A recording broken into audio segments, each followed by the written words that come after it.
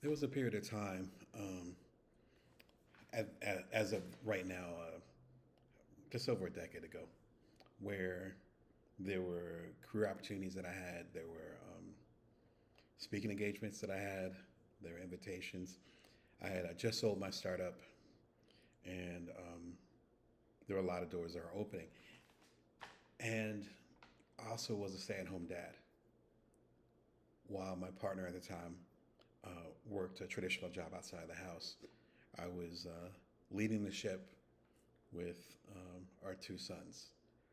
One was a baby, the other one was just out of toddlerhood. And so choices had to be made, but they were my choices. I ended up having a wonderful career, still do, end up being the foundation of me talking to you today. But I think the difference is that it was a conscious choice. It wasn't, I have to do this. It wasn't, I'm being made to do this. It wasn't, I deserve something. Being so connected to my kids was a reward in itself. And that was based on the set of priorities that I had and have, still have, even though my kids are older. My point is this: there's going to be times where you're going to have to decide what your real priority is. There's going to be times where you're going to have two things in conflict because you can't be two places at once, even with all the technology in the world, no matter how smooth you are with it. So you're going to have to make trade offs. When you make those trade offs, make them based on your true principles.